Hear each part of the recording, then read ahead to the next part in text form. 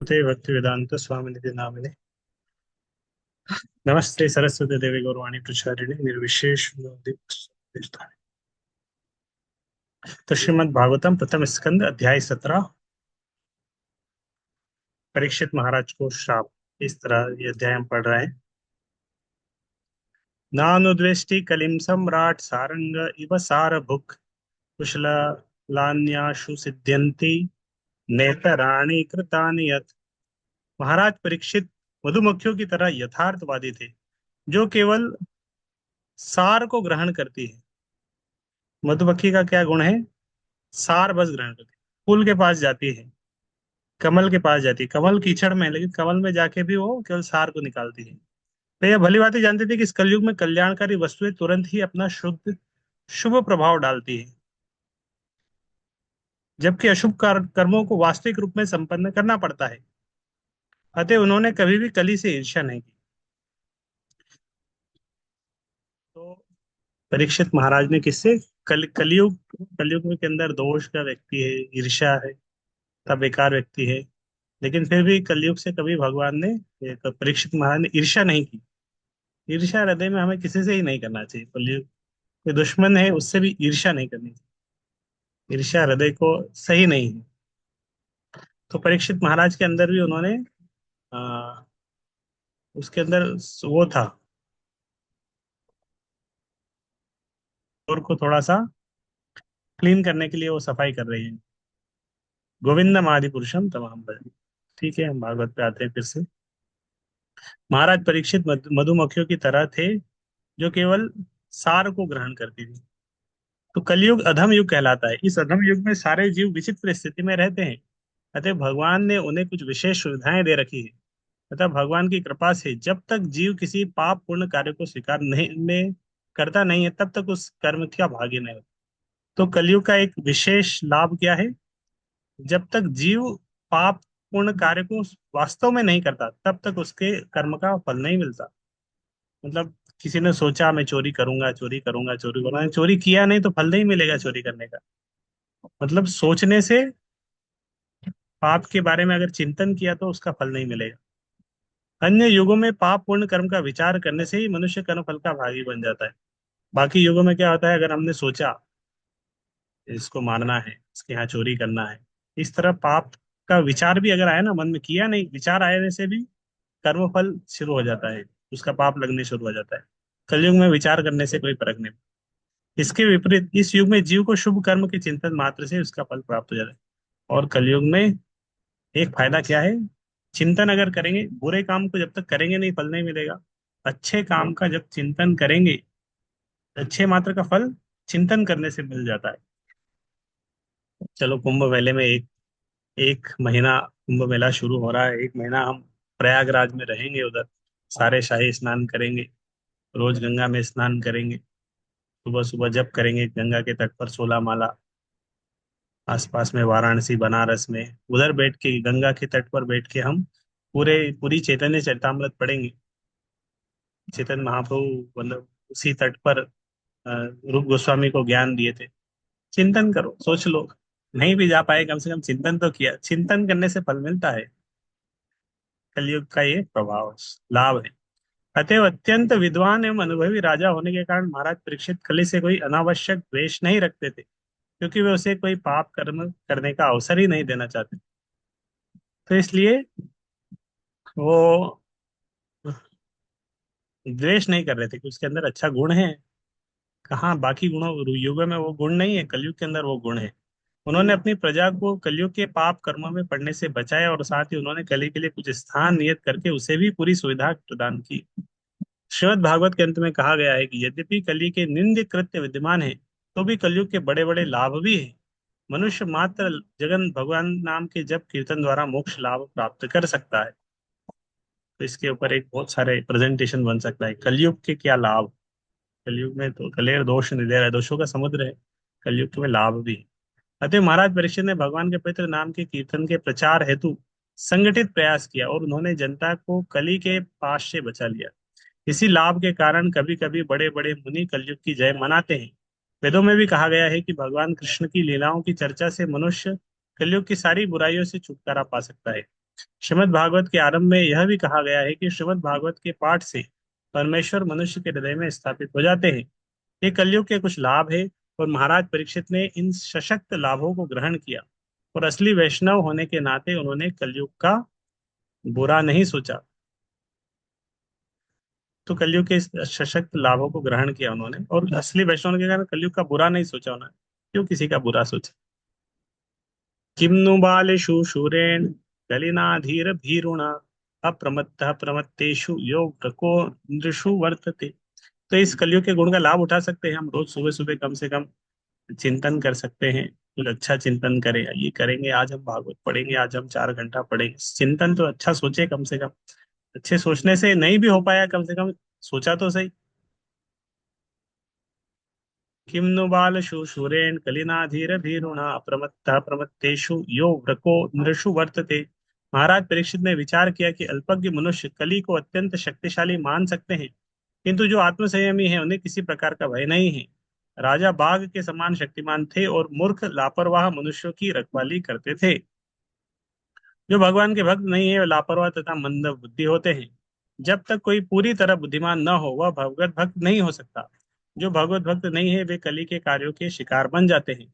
जब तक हम महाराज परीक्षित द्वारा अपनाई गई कार्य पद्धति को स्वीकार करने के लिए तैयार नहीं हो जाते, तब तक समाज में श्रेष्ठतर परिस्थिति ला पाना संभव नहीं है। और यह कार्य पद्धति है भगवान की भक्तिमय सेवा का प्रचार करना।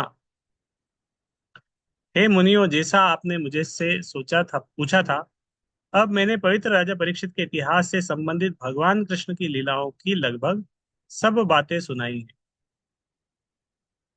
श्रीमद् भागवत भगवान के कार्यकलाप का इतिहास है, और भगवान के कार्यकलाप भगवत भक्तों को साथ लेकर ही संपन्न होते हैं। अतः भक्तों का इतिहास भगवान कृष्ण के कार्यकलापों के इतिहास से भिन्न नहीं है। भगवत भक्त भगवान तथा उनके शुद्ध भक्तों के कार्यकलापों को एक सा ही समझता है, क्योंकि ये सभी दिव्य होते हैं। या यः कथा भागवतः कथनीयोरुकर्मणः गुणकर्माश्रया पुंभिः संसेव्यास्ता भूभूषुभिः। जो लोग जीवन में पूर्ण सिद्धि प्राप्त करने के इच्छुक हैं, उन्हें अद्भुत कर्म करने वाले भगवान के दिव्य कार्यकलापों तथा गुणों से संबंधित सारी कथाएं अत्यंत विनीत भाव से श्रवण करनी चाहिए। तो भगवान से संबंधित जो कथाएं हैं, कैसे श्रवण करना चाहिए? विनीत भाव से। भगवान श्री कृष्ण के दिव्य कार्यकलापों, गुणों तथा नामों का नियम पूर्वक श्रवण करने से मनुष्य शाश्वत जीवन की ओर अग्रसर होता है। नियम पूर्वक श्रवण करने का अर्थ होता है उन्हें धीरे धीरे सही और वास्तविक रूप में जानना, और उन्हें इस तरह जानने का अर्थ है शाश्वत जीवन प्राप्त करना, जिसका उल्लेख भगवत गीता में हुआ है। भगवान श्री कृष्ण के ऐसे दिव्य यशस्वी कार्यकलाप जन्म मृत्यु जरा तथा व्याधि के उपचार करने के लिए संस्तुत औषधि है, जिन्हें बद्ध जीव भौतिक पुरस्कार समझता है। इस प्रकार जीवन की सिद्ध अवस्था की परिणति मानव जीवन का लक्ष्य है, और दिव्य आनंद की उपलब्धि है।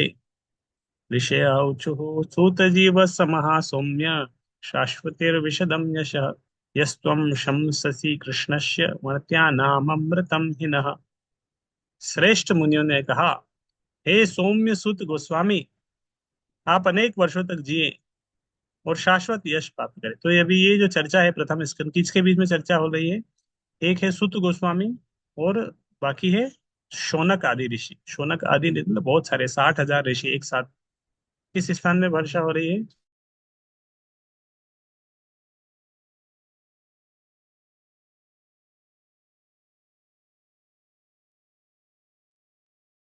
नैमिषारण्य। तो ये सुत गोस्व नैमिषारण्य में हो रही है कथा। नैमिषारण्य में भागवत की कथा हो रही है। सुत गोस्वामी वक्ता है, शौनक आदि ऋषि वहां पर बैठे हुए हैं, उनके बीच में चर्चा चल रही है। तो श्रेष्ठ मुनियों ने कहा, मतलब शौनक आदि ऋषि अभी बोल रहे हैं किससे? सुत गोस्वामी से। आप अनेक वर्षों तक जिए और शाश्वत यश प्राप्त करें, क्योंकि आप भगवान श्री कृष्ण के कार्यकलापों के विषय में उत्तम ढंग से बता रहे हैं, जैसे हम मर्त प्राणियों के लिए अमृत के समान है। तो भगवान के बारे में इस तरह जब हम श्रवण कीर्तन करते हैं, ये अमृत के समान है। जब हम परमेश्वर के दिव्य गुणों तथा कार्यकलापों के विषय में सुनते हैं, तो हमें सदा भगवत गीता में भगवान ने खुद ने अपने संबंध में जो कुछ कहा है उसका स्मरण करना चाहिए। उनके सारे कार्य, यहाँ तक कि जब वे मानव समाज में कार्य करते हैं, तब भी दिव्य ही होते हैं, क्योंकि वे जब भगवान की आध्यात्मिक शक्ति द्वारा अभिप्रेरित होते हैं, जो उनकी भौतिक शक्ति से भिन्न है। जैसा कि भगवत गीता में कहा गया है, ऐसे कार्य दिव्यम कहलाते हैं। इसका अर्थ यह हुआ कि वे सामान्य जीवों की भांति भौतिक शक्ति के वश में रहकर कार्य नहीं करते हैं और जन्म नहीं लेते हैं। न ही उनका शरीर सामान्य जीवों के शरीर की भांति भौतिक होता है, न ही परिवर्तनशील होता है। चाहे भगवान से या किसी प्रमाणिक स्रोत से जो व्यक्ति इस तथ्य को समझ लेता है, वह इस वर्तमान शरीर को त्यागने के बाद पुनः जन्म नहीं लेता। ऐसे प्रबुद्ध जीव का भगवत धाम में प्रविष्ट होने दिया जाता है। तो भगवान के जन्म कर्म को दिव्य समझना पड़ेगा। दिव्य समझना मतलब वो आध्यात्मिक है। जिस तरह आज सुबह हमने चैतन्य चरितामृत में समझा ना, किस तरह भगवान का नाम क्या है, दिव्य है। इसका फल भी दिव्य है। इसको इसको हम बाकी चीजों, बाकी लोग समझ नहीं पाएंगे। कोई बोले अरे भगवान का नाम करिए, आपका भला होगा, बहुत पुण्य का काम है, अश्वमेध यज्ञ इसके समान। तो सुबह में हम देखा, हमारी आंखें, कितना विशेष महिमा है भगवान के नाम का। मतलब भगवान के नाम की तुलना हम किसी से नहीं कर सकते, लेकिन जनरली लोगों को ये ज्ञान है नहीं। कर्मकांड की तरह इसे कुछ शुभ कार्य के लिए समझते हैं। तो ये अपराध है। इसी तरह भगवान का जन्म कर्म भी दिव्य है। ऐसे प्रबुद्ध जीव को भगवत धाम में प्रविष्ट होने दिया जाता है और वहां वह भगवान की दिव्य प्रेममयी सेवा में लग जाता है। अतएव जिस रूप में भगवत गीता तथा श्रीमद् भागवत में भगवान के दिव्य कार्यकलाप उद्धृत है, उस उनके विषय में हम जितना ही श्रवण करते हैं, उतना ही हम उनकी दिव्य प्रकृति के विषय में जा पाते हैं, उतना ही भगवत धाम के पथ पर अग्रसर होते रहते हैं।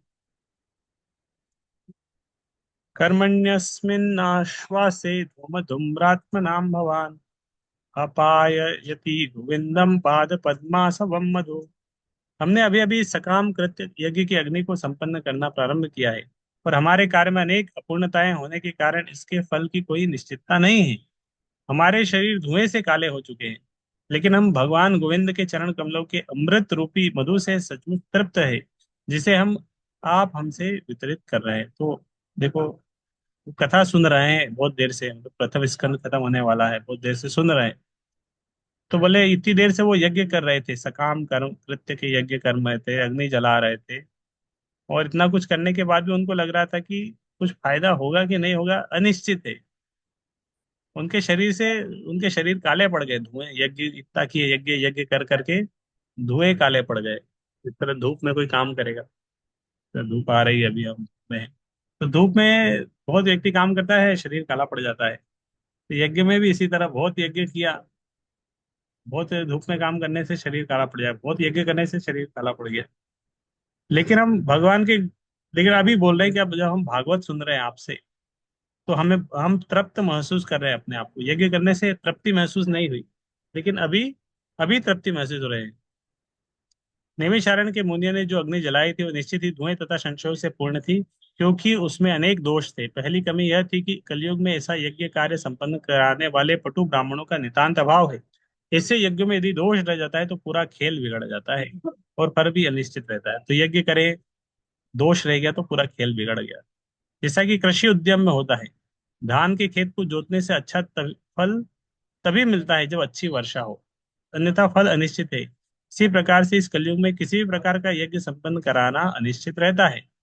कलयुग के निर्लज्ज लोग, लोभी ब्राह्मण अबोध जनता को ऐसे अनिश्चित यज्ञों का दिखावा करने के लिए फुसलाते हैं, और इन्हें यह शास्त्रीय आदेश नहीं बताते कि कलयुग में कोई भी यज्ञ काम यज्ञोत्सव संभव नहीं है, किंतु इस यज्ञ में केवल एक ही यज्ञ संभव है, वह है भगवान नाम का सामूहिक कीर्तन। यज्ञानाम जप यज्ञोस्मि। भगवान ने गीता में बोला यज्ञ नाम जप यज्ञ, यज्ञ में जप जप यज्ञ में हूँ। और सुबह सुबह में अभी हम चेतन चेतावन में पढ़ रहे हैं, उसमें वर्णन आ रहा है ना कि किस तरह यज्ञ संकीर्तन प्राय यजंती ही सुमेध से, जो संकीर्तन यज्ञ कलयुग में जो भगवान के नाम का आश्रय लेते संकीर्तन यज्ञ करते हैं, वो सुमेध से, वो बहुत धीमान है। सुत गोस्वामी एकत्र हुए मुनियों के समक्ष भगवान के दिव्य कार्यकलाप सुना रहे थे, और वे सब इन दिव्य कार्यकलापों को सुनने के फल का अनुभव कर रहे थे। कोई भी इसे अव्यवहारिक व्यवहारिक रूप से उसी तरह अनुभव कर सकता है जिस प्रकार भोजन करके उसके फल का अनुभव किया जा सकता है। आध्यात्मिक अनुभूति इसी प्रकार कार्य करती है। नैमिषारण्य के मुनि यज्ञ की अग्नि से उठने वाले धुएं से कष्ट पा रहे थे, और फल के विषय में भी संशय पूर्ण थे। तो यज्ञ करने में दिक्कत है उसकी अग्नि और धुआं। धुआं, कितना कष्ट कष्ट आता है धुएं से, और फल भी संशयपूर्ण था। किंतु शुद्ध गोस्वामी जैसे अनुभूत व्यक्ति से सुनने के कारण वे पूरी तरह संतुष्ट हुए थे। ब्रह्म वैवर्त पुराण में विष्णु शिव जी से कहते हैं कि कलयुग में लोग विविध प्रकार के चिंताओं से घिरे होने के कारण सकाम कर्म तथा दार्शनिक चिंतन में व्यर्थ ही श्रम करेंगे, किंतु यदि वे भक्तिमय सेवा में लगे तो परिणाम अधिक निश्चित होगा और शक्ति का भी क्षय नहीं होगा। दूसरे शब्दों में भगवान की भक्तिमय सेवा के बिना आध्यात्मिक साक्षात्कार के लिए या तो भौतिक लाभ के लिए जो कुछ भी किया जाएगा वह फलदायी नहीं हो सकता। तो ये एक बहुत अच्छा श्लोक आया अभी 13 नंबर। तुलयाम लवने लवेनापि न स्वर्गम न पुनर्भवम भगवत संगी संगस्य मर्त्यानाम किमुताशिष। ये श्लोक भागवत में 2 बार आता है। ये शायद चौथे स्कंद में भी फिर से यही सेम श्लोक आएगा दूसरे सेक्शन में। तुलयाम, तो सुबह हमने चर्चा किया था ना कि भगवान के नाम की तुलना हम किसी से नहीं कर सकते हैं। तो इस तरह भगवान के भक्तों के संग की तुलना भी किसी से नहीं कर सकते। भक्ति का भगवत भक्त के साथ जो संग होता है, एसोसिएशन, भक्तों के संग की तुलना किसी से नहीं कर सकते। तो ज्यादा फल होता है वहां भक्त भक्त यहाँ पे भगवत भक्त के साथ क्षण भर की संगति के महत्व की तुलना न तो स्वर्गलोक की प्राप्ति से न भौतिक मुक्ति की प्राप्ति से की जा सकती है। तो फिर उन सांसारिक वरदानों के विषय में क्या कहा जाए जो भौतिक संपन्नता के रूप में होते हैं और मर्त्यों के लिए है, तो किसी से तुलना नहीं कर सकते। तुलयाम लवन लवे नापि न स्वर्गम न पुनर्भवम भगवत संगी संगस्य मर्त्या नाम किमुताशिषः। तो आप सब इसको, इस श्लोक को 2-3 बार पढ़ सकते हैं या एक एक करके साल बाकी वक्त लोग पढ़ सकते हैं। अनम्यूट करके भी पढ़ सकते हैं। 2 मिनट में मैं आ रहा हूँ तब तक। लवे ना आपी, तो भगवान के नाम की तुलना, भगवान के भक्तों के संग की तुलना, भगवान के रूप की तुलना, गुण जो भगवान से संबंधित है उसकी तुलना किसी के साथ नहीं कर सकते। एक वस्तु की तुलना दूसरी वस्तु से तभी की जा सकती है जब दोनों में कुछ समान बातें होती हैं। हम शुद्ध भक्ति की संगति की तुलना किसी भौतिक वस्तु से नहीं कर सकते। शुद्ध भक्त की संगति की तुलना किसी भौतिक वस्तु से नहीं कर सकते। जो लोग भौतिक सुख से आदी बन गए हैं वे चंद्र, शुक्र तथा इंद्रलोक जैसे स्वर्गीय ग्रहों की कामना करते हैं, और जो भौतिक दार्शनिक चिंतन में उन्नत होते हैं वे भवबंधन से मोक्ष की कामना करते हैं। जब मनुष्य सभी प्रकार की भौतिक उन्नति से हताश हो उठता है,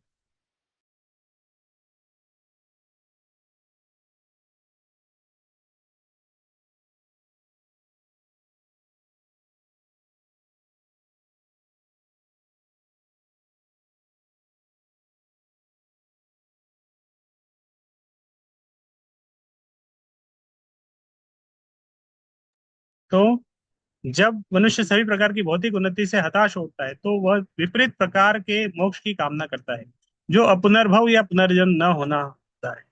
किंतु भगवान के शुद्ध भक्त स्वर्ग लोक में मिलने वाले सुख की कामना नहीं करते, न ही वे भव बंधन से मोक्ष चाहते हैं। दूसरे शब्दों में भगवान के शुद्ध भक्तों के लिए स्वर्ग लोक में प्राप्त भौतिक सुख माया जाल के समान होता है, और चूंकि वे सुख दुख की भौतिक धारणाओं से पहले ही मुक्त रहते हैं अतः वे यथार्थ रूप में भौतिक जगत से भी मुक्त होते हैं। इसका अर्थ यह हुआ कि भगवान के शुद्ध भक्त इस जगत तथा आध्यात्मिक जगत दोनों ही में दिव्य स्थिति में अर्थात भगवान की सेवा में लगे रहते हैं। जिस प्रकार सरकारी नौकर सदा नौकर ही रहता है, चाहे वह घर में हो या ऑफिस में या किसी अन्य स्थान में, उसी प्रकार भक्त को किसी भी भौतिक वस्तु से कुछ भी लेना देना नहीं रहता, क्योंकि वह अनन्य भाव से भगवान की दिव्य सेवा में लगा रहता है। तो भौतिक वस्तु और आध्यात्मिक वस्तु तराजू में अगर दोनों को लेंगे तो कोई तुलना नहीं होगा, दोनों के बीच में कोई कंपैरिजन नहीं होगा। जिस तरह एक मोबाइल है, मार्केट में बेचने जाएंगे, खरीदने जाएंगे तो मिल जाता है एक मोबाइल 10,000, 20,000, 50,000, जैसा उसका वैल्यू हो उतना पैसा देंगे मिल जाता है रिटर्न में। लेकिन आध्यात्मिक चीज कुछ है, उसको लेने जाएंगे तो नहीं मिलेगा, कितना भी धन देंगे नहीं मिलने वाला, उसके उसके रिटर्न में वो नहीं मिलेगा। कितना भी धन दे देंगे क्योंकि उनका कोई तुलना ही नहीं है। क्योंकि उसे किसी भौतिक वस्तु से कोई सरोकार नहीं रहता, अतः उसे भौतिक वरदानों से क्या मिलने वाला है, चाहे वह राजपद हो या ऐसे भी कोई बड़ा अन्य पद, जो ये शरीर के नष्ट होते ही समाप्त हो जाते हैं। भक्तिमय सेवा शाश्वत है, और इसका कोई अंत नहीं होता, क्योंकि ये आध्यात्मिक होती है। अतः चूंकि शुद्ध भक्त की निधियां भौतिक निधियों से भिन्न होती है, अतः दोनों की कोई तुलना नहीं है। भक्त के संग और बाकी चीजों की कोई तुलना नहीं है। तो मान लो आपको आपको हम भेज रहे हैं, आपको दो ऑप्शन मिलते हैं। एक ऑप्शन मिलता है कुंभ में जाना मिलेगा आपको। नहीं, कुंभ छोड़ देते हैं। मान लो एक दो शहर में जाने का मौका मिल रहा है आपको। एक है आ,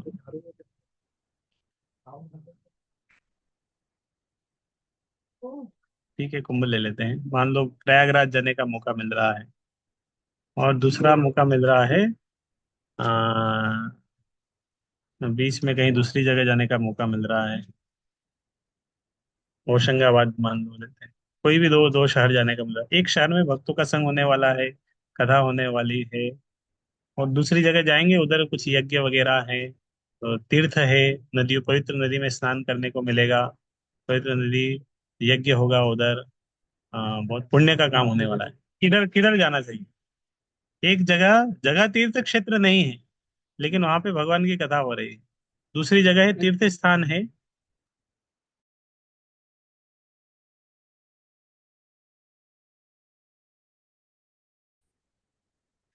शुद्ध गोस्वामी भगवान के शुद्ध, तो हम चर्चा कर रहे थे कि एक जगह अगर तीर्थ क्षेत्र है, बड़ी अच्छी नदी, पवित्र नदी है, तीर्थ स्थान है, पवित्र पर्वत है, उधर जाने का मौका मिल रहा है। लेकिन दूसरी जगह मिल रहा है कि तीर्थ क्षेत्र कुछ नहीं है, उधर एक ही शहर है, लेकिन उधर भगवान के नाम का भक्त लोग आए हैं, भगवान का नाम होगा, कोई वैष्णव सन्यासी आए हैं, कीर्तन होने वाला है, भागवत कथा हो रही है। तो हमें कहाँ जाना प्रेफर करना चाहिए? जहाँ पे भगवान का नाम हो रहा है और कीर्तन वाला भक्तों का संग हो, क्योंकि उसकी वैल्यू ज्यादा है।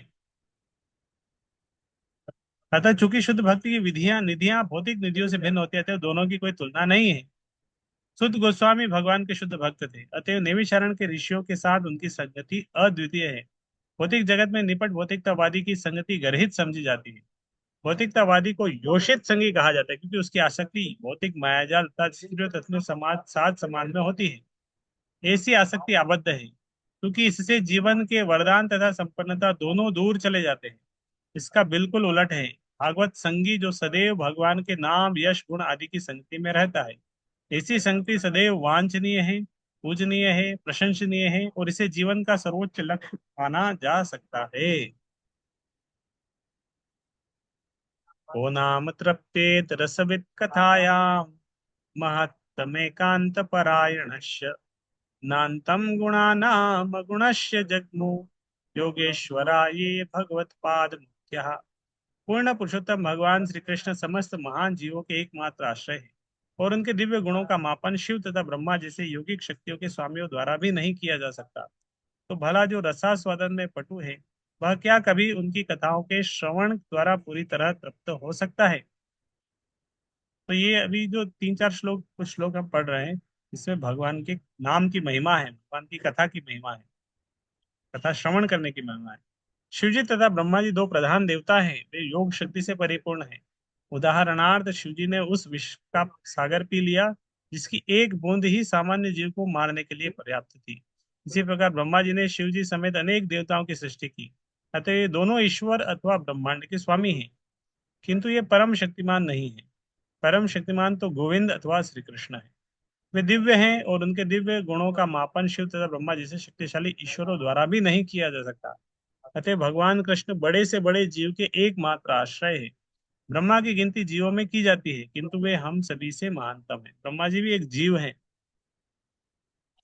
तो फिर महानतम जीव भगवान कृष्ण की दिव्य कथाओं के प्रति इतना आसक्त क्यों है? इसलिए कि वे समस्त आनंद के आगार हैं। हर व्यक्ति हर वस्तु का कुछ न कुछ आस्वाद लेना चाहता है, किंतु जो व्यक्ति भगवान की दिव्य प्रेमा भक्ति में लगा रहता है, वह उसी में असीम आनंद प्राप्त करता है। भगवान असीम है, और उनके नाम, गुण, लीलाएं, पार्षद, वीरता आदि अनंत है। और जो इनका आस्वादन करते हैं, वे असीम रूप से ऐसा करते हुए भी तृप्ति का अनुभव नहीं करते। इस तथ्य की पुष्टि पद्म पुराण से होती है। रमन्ते योगिनो अनंते सत्यानंद चिदात्मने इति राम पदे नासो परम ब्रह्माभिधीयते। योगी जन परम सत्य से असीम दिव्य आनंद प्राप्त करते हैं, इसीलिए परम सत्य भगवान राम भी कहलाते हैं। ऐसी दिव्य वार्ताओं का कोई अंत नहीं है। संसारी मामलों में तृप्ति का नियम होता है, लेकिन अध्यात्म में ऐसी तृप्ति नहीं है। शुद्ध गोस्वामी नैमिषारण्य के ऋषियों के समक्ष भगवान कृष्ण की कथा को चालू रखना चाह रहे थे, और ऋषियों ने भी उनसे लगातार सुनते रहने की अपनी इच्छा व्यक्त की।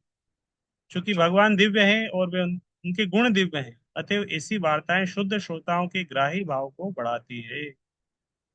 तन्नो भवान वे भगवत प्रधानो महत्तमेकांत परायणस्य हरेरुदारं चरितं विशुद्धं शुश्रूषतां नो वितनोतु विद्वन्। हे सुध गोस्वामी, आप विद्वान हैं, आप भगवान के शुद्ध भक्त हैं। क्योंकि आपकी सेवा का प्रमुख उद्देश्य भगवान है, अतएव आप कृपया हमें भगवान की लीलाएं कह सुनाएं, जो समस्त भौतिक विचारधारा से ऊपर हैं, क्योंकि हम ऐसा संदेश प्राप्त करने के लिए आतुर हैं।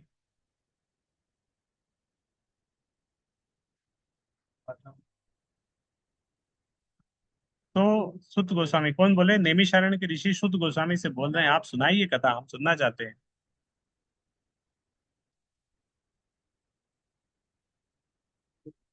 क्या हो गया? 15 नंबर श्लोक। अभी हमारा 23 नंबर श्लोक तक भगवान की महिमा चल रही है। ये श्लोक और पढ़ के हम आज का एंड करेंगे। भगवान के दिव्य कार्यकलापों के व्यक्ति का एक ही लक्ष्य होना चाहिए, और वह है पूर्ण पुरुषोत्तम भगवान कृष्ण की पूजा तथा सेवा। ऐसी कथाओं के श्रोताओं को इन्हें सुनने के लिए आतुर होना चाहिए।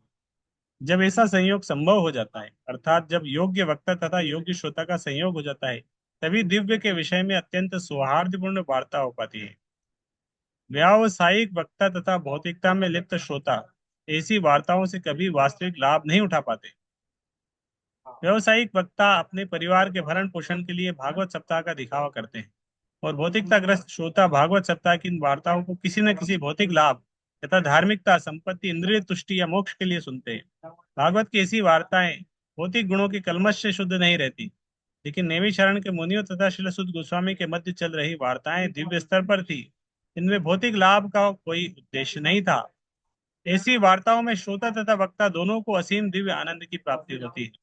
अतः वे ऐसी वार्ताओं को हजारों वर्षों तक चालू रख सकते हैं।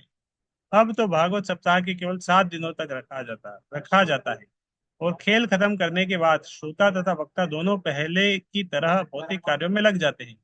वैसा कर सकते हैं, क्योंकि वक्ता भागवत प्रधान नहीं है और श्रोता भी सुश्रुताम नहीं है, जैसा कि ऊपर कहा गया है। स वै महाभागवत परीक्षित येनापवर्गाख्यमत् प्रबुद्धि ज्ञानेन वैयासकिशेन भेजे खगेंद्र ध्वज पाद मूलम। हे सुद गोस्वामी, कृपा करके भगवान की इन्हीं उन्हीं कथाओं का वर्णन करें, जिनसे महाराज परीक्षित, जिनकी बहुत बुद्धि मोक्ष पर केंद्रित थी, उन भगवान के चरण कमलों को प्राप्त कर सके, जो पक्षीराज गरुड़ के आश्रय है। इन्हीं कथाओं का उच्चारण व्यास पुत्र द्वारा हुआ था। मोक्ष के मार्ग को लेकर जिज्ञासुओं में कुछ मतभेद है। ऐसे दिव्य जिज्ञासु निर्विशेषवादी तथा भगवत भक्त कहलाते हैं।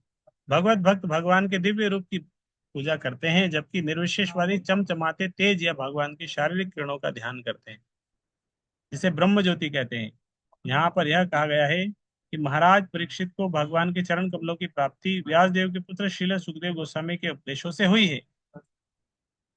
श्रील सुखदेव गोस्वामी भी प्रारंभ में निर्विशेषवादी थे, जैसा कि भागवत में उनकी स्वयं की उक्ति है, किंतु बाद में वे भगवान की दिव्य लीलाओं के प्रति आकृष्ट हुए और भक्त बन गए।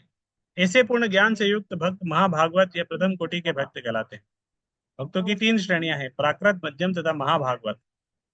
प्राकृत अथवा प्रथम श्रेणी के भक्तों को भगवान तथा उनके भक्तों का कोई विशेष ज्ञान नहीं होता। वे मंदिर में पूजा करने वाले होते हैं। मध्यम अर्थात द्वितीय श्रेणी के भक्त भगवान के भक्तों को, नव दीक्षितों तथा भक्तों को भी भली भांति जानते हैं। लेकिन महाभागवत या प्रथम श्रेणी के भक्त हर वस्तु को भगवान से संबंधित और हर वस्तु में भगवान की उपस्थिति को देखते हैं। अतः महाभागवत एक भक्त तथा अभक्त में कोई अंतर नहीं मानता। तो भगवान के भक्त के 3 स्तर होते हैं: कनिष्ठ, मध्यम, उत्तम। कनिष्ठ अधिकारी, मध्यम अधिकारी, उत्तम अधिकारी। उत्तम अधिकारी को बोलते हैं महाभागवत। तो जो भगवान का उत्तम अधिकारी व्यक्ति भक्त है वो क्या सोचता है, वो सबको ही भक्त समझता है। कोई अभक्त है लेकिन उसको भी वो भक्त समझता है कि अरे सारे व्यक्ति तो आत्मा है, भगवान का अंश है। महाराज परीक्षित ऐसे ही महाभागवत भक्त थे, क्योंकि उनको एक महाभागवत शुद्ध सुखदेव गोस्वामी से दीक्षा प्राप्त हुई थी। वे सभी पर समान रूप से दयालु थे, यहाँ तक कि कली पर भी। तो अन्यों के विषय में क्या कहा जाए। इस प्रकार संसार के दिव्य इतिहास में ऐसे अनेक निर्विशेषवादी हुए हैं जो बाद में भक्त बन गए। लेकिन एक, 2 मिनट बस, एक भक्त भी कभी भी निर्विशेषवादी नहीं बना है। यह एक तथ्य सिद्ध करता है कि दिव्य सीढ़ियों से जिस सीढ़ी पर भक्त बैठा है वह उस सीढ़ी से ऊपर है जिस पर निर्विशेषवादी स्थित है। भगवत गीता में भी कहा गया है कि निराकार की सीढ़ी पर चिपका हुआ व्यक्ति लाभ की अपेक्षा अधिक कष्ट भोगता है। अतएव सुखदेव गोस्वामी द्वारा महाराज परीक्षित को प्रदत्त ज्ञान ने उन्हें भगवत भक्ति प्राप्त करने में सहायता पहुंचाई। सिद्धि की अवस्था अपवर्ग या मोक्ष की अवस्था कहलाती है। मोक्ष संबंधी सरल ज्ञान भौतिक ज्ञान है। भौतिक बंधन से वास्तविक रूप से छूट जाना मुक्ति कहलाती है। लेकिन भगवान की दिव्य सेवा की उपलब्धि मोक्ष की पूर्ण अवस्था कहलाती है। ऐसी अवस्था ज्ञान तथा वैराग्य से ही प्राप्त हो पाती है, जैसा कि हम पहले बता चुके हैं। भागवत और श्री सुखदेव गोस्वामी द्वारा जिस तरह का पूर्ण ज्ञान प्रदान किया जाता है उससे भगवान की दिव्य सेवा की प्राप्ति होती है। हरे कृष्ण। तो कल हम 17 नंबर श्लोक से आगे पढ़ेंगे। 17 नंबर श्लोक से